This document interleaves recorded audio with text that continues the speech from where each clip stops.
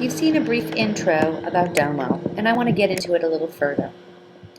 If you have not signed up yet, you need to sign up. And like my suggestion is, if you are using this with your class, I would go to Gmail and I would make school Gmail accounts or class Gmail accounts so you don't have to give your students your email account.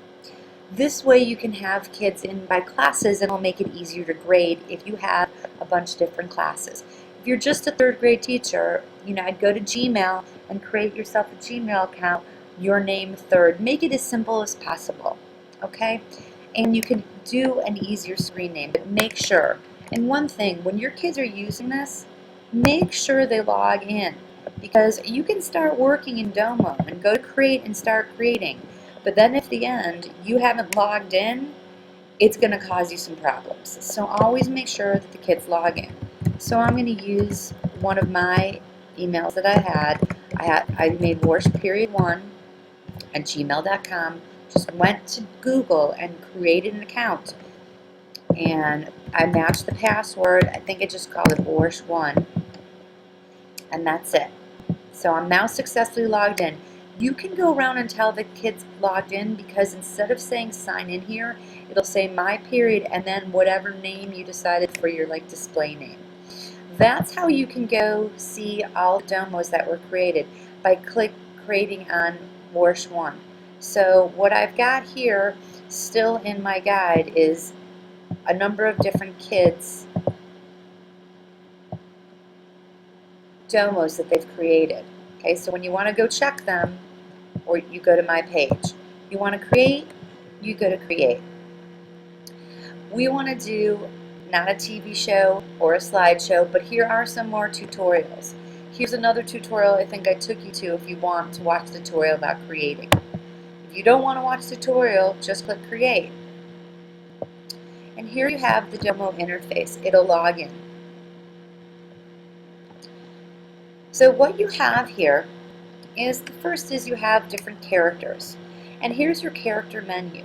You have Domo, Cartoon Classics, Holidays, Monsters Mayhem, Stick Figures. So you have all these different types of characters. So if I want Domo ones, I can use Domo. I can click on Cartoon Classics.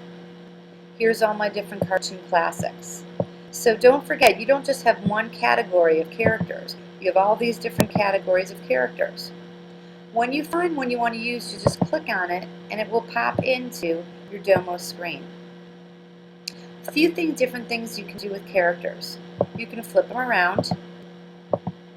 You can send them behind items. So for example, I want this behind the table, send it backward, and he's now behind the table.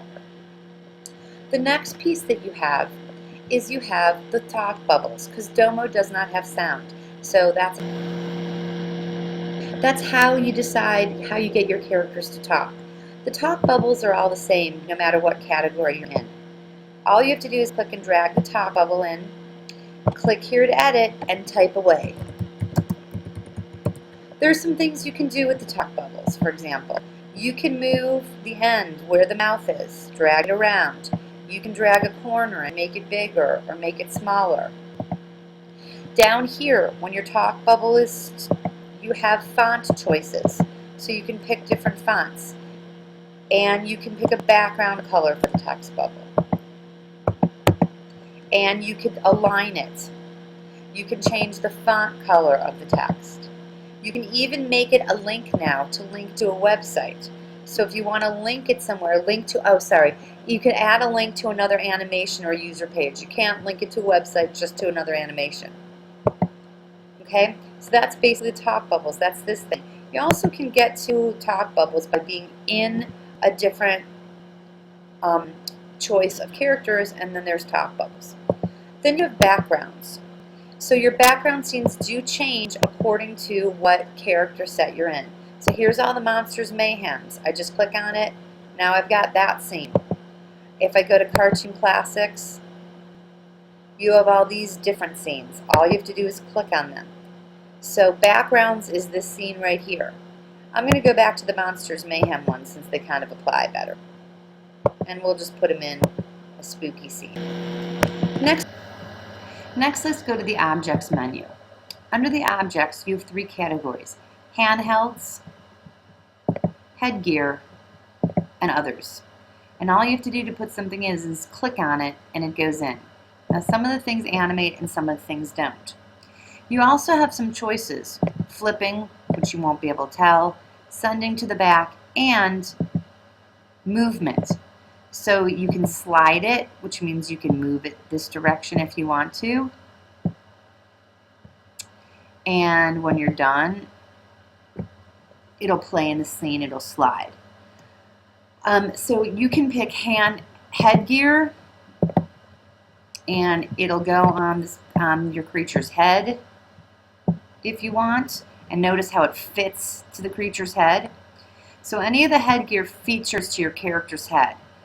The handhelds you can actually put in the hands of whatever character. So you just see how it's in the hand. The lunchbox I can put out here. If I move it on top of him, it's now in his hand. Notice it's not letting me do two handhelds at once. So if I do this calculator,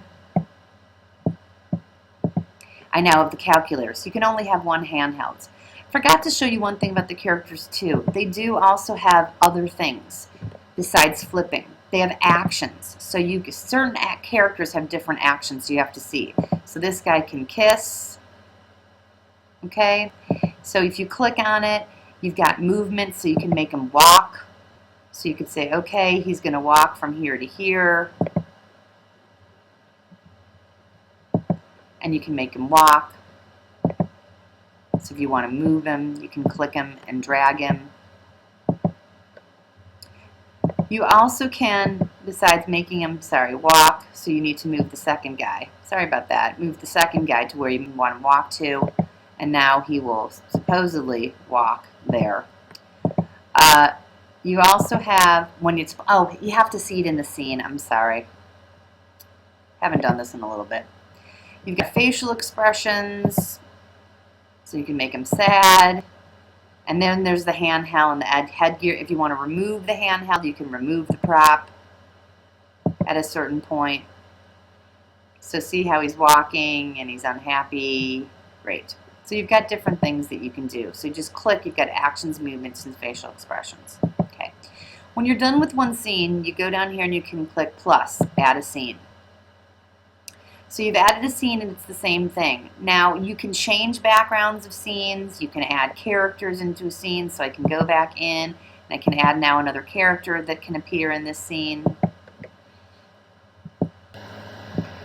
So things to remember is when you add a scene, it adds the same characters. You can always delete them and add them. You can change the background. You can change whatever you want.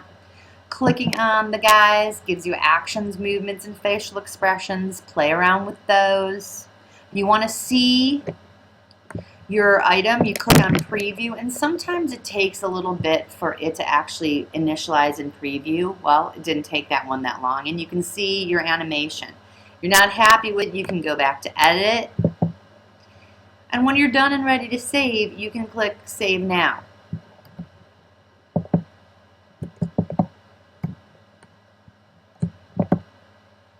Another thing I want to show you, that you can copy a whole scene or delete a scene or move things around if you want. So just say I have this scene and you want to move something further, you can copy the scene down here. It's not up here. This is not copy. This is copy and paste individual items. And then you can click on the scene and say, okay, I want to insert it after or before. So a way of moving around your different scenes, if you want, is you got to click, right click, or even just click, copy the scene, click on the scene you want to insert it before or after as well. Okay, so if you want to repeat a scene, it's another way to do that. Duration is if you want to make the scene shorter or longer than it actually is. Then all you have to do is click Save. You have to put in a title, so I'm just going to call it Practice. But name it something, and if you're doing this with students, have them name it their name.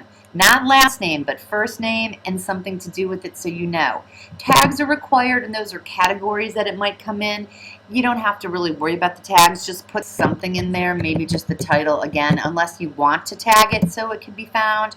And then you have a choice. You can make it public or private. So if you don't want other people to see it, like go into the Domo browse and you just want them private, you can click just private. It's up to you. You want to publish it when you're done. If the kids aren't done and you just want them to continue working on it the next day, make sure they save it as draft.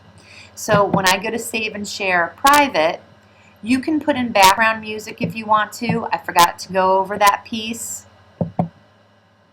That's here, music, so you can put in different kinds of background music as well. Sorry, I forgot about that part. You can do effects. So there's sound effects, there's voiceovers that will require recording, so you'd have to get a recording, and we're not going to go into that right now. So you can have different music, play around with the music.